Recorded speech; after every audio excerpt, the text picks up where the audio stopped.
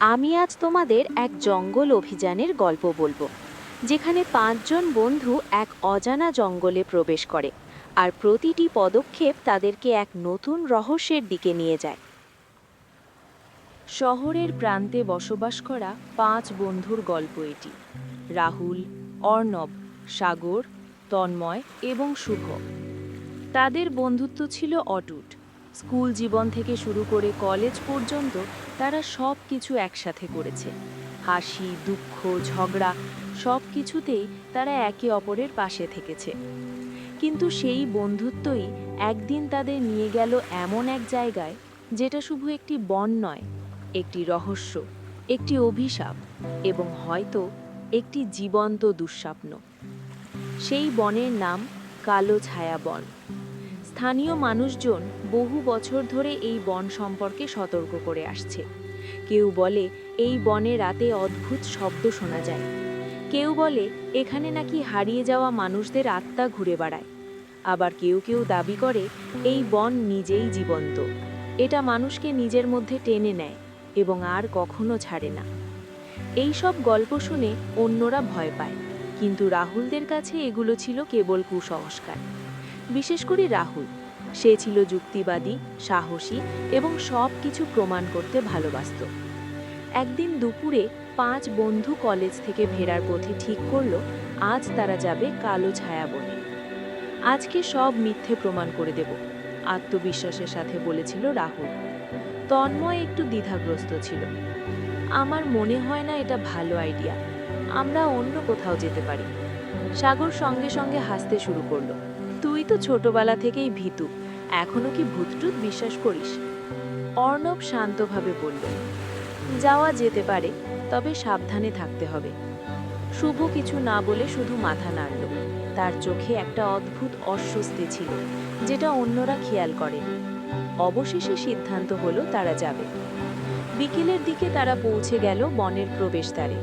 সূর্যের আলো তখনও ছিল, কিন্তু বনের ভেতরটা যেন অস্বাভাবিকভাবে অন্ধকার লাগছিল। প্রবেশ করার সময় তন্ময় একবার পিছনে তাকালো, যেন তার মনে হচ্ছিল এটা একটা ভুল সিদ্ধান্ত। কিন্তু বন্ধুরা এগিয়ে যাচ্ছিল, তাই সেও পিছিয়ে থাকলো না। শুরুর দিকে সবকিছুই স্বাভাবিক ছিল। পাখির ডাক, পাতার শব্দ, হালকা বাতাস, সব মিলিয়ে একটা সুন্দর পরিবেশ। সাগর মজা করে বলল, এই হলো তোর ভয়ঙ্কর বন, পিকনিকের জন্য পারফেক্ট। সবাই হেসে উঠল। কিন্তু কিছু দূর যাওয়ার পর পরিবেশটা ধীরে ধীরে বদলাতে শুরু করলো। পাখির ডাক একে একে বন্ধ হয়ে গেল, বাতাসের শব্দও থেমে গেল।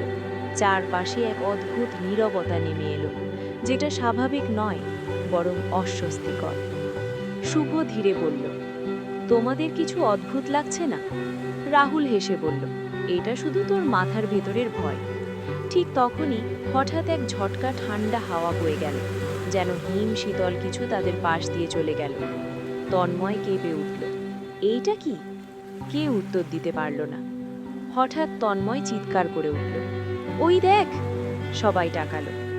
গাছের আড়ালে এক মুহূর্তের জন্য একটা সাদা ছায়া দেখা গেল, কিন্তু পরের মুহূর্তেই সেটা অদৃশ্য হয়ে গেল। কিছুই তো নেই, অর্ণব বলল। আমি দেখেছি, তন্ময় জোর দিয়ে বলল। ঠিক তখনই দূর থেকে একটা অদ্ভুত হাসির শব্দ ভেসে এলো। শব্দটা এতটাই অস্বাভাবিক ছিল যে সবাই চুপ হয়ে গেল। কিছুক্ষণ পর হঠাৎ একটা বানর গাছ থেকে লাফিয়ে পড়ল। সবাই ভয়ে ছুটতে শুরু করলো। তারপর বুঝতে পারল এটা একটা সাধারণ বানর। সবাই হাঁপাতে হাঁপাতে থামল, তারপর হেসে উঠল। আমরা কি নিয়ে ভয় পাচ্ছিলাম? সাগর বলল। এই হাসি তাদের ভয় কিছুটা কমিয়ে দিল, কিন্তু তারা জানতো না এই হাসির পরেই শুরু হবে আসল আতঙ্ক। ধীরে ধীরে কুয়াশা ঘন হতে শুরু করলো। তারা বুঝতে পারল পথটা আর দেখা যাচ্ছে না। আমরা কি ভুল পথে চলে এসেছি? শুভ বলল। রাহুল চারপাশে তাকিয়ে বলল, চিন্তা করিস না, আমরা বেরিয়ে যাব। কিন্তু তার কণ্ঠে আগের মতো আত্মবিশ্বাস ছিল না। ঠিক তখনই তারা দেখতে পেল একটা পুরনো ভাঙা বাড়ি। বনের মাঝে এমন একটা বাড়ি থাকার কথা নয়, তবুও তারা এগিয়ে গেল। দরজাটা নিজে থেকেই ধীরে ধীরে খুলে গেল। একটা ঠান্ডা ভারী বাতাস তাদের মুখে এসে লাগলো। তন্ময় বলল, আমার মনে হচ্ছে আমাদের ঢোকা উচিত না। কিন্তু কৌতূহল তাদের ভেতরে টেনে নিল। ভেতরে ঢুকে তারা দেখল দেয়ালে পুরনো ছবি ঝুলছে। একটা ছবির সামনে এসে সবাই থেমে গেল। ছবিটিতে 5 জন মানুষ দাঁড়িয়ে আছে, কিন্তু তাদের চেহারা ঠিক এই 5 বন্ধুর মতো। এক মুহূর্তে সবার শরীর ঠান্ডা হয়ে গেল। এটা সম্ভব না, ফিসফিস করে বলল অর্ণব। হঠাৎ তন্ময় চিৎকার করে উঠল। তারপর সে অদৃশ্য হয়ে গেল। তন্ময়! সবাই চিৎকার করে উঠল। দূর থেকে তার কণ্ঠ ভেসে এলো, আমাকে বাঁচাও! তারা ছুটতে শুরু করল। একটা অন্ধকার ঘরের সামনে এসে থামল। ভেতরে ঢুকে তারা দেখল তন্ময় দাঁড়িয়ে আছে, কিন্তু তার চোখ পুরো কালো। সে ধীরে ধীরে বলল, এখন তোমরাও এখানেই থাকবে।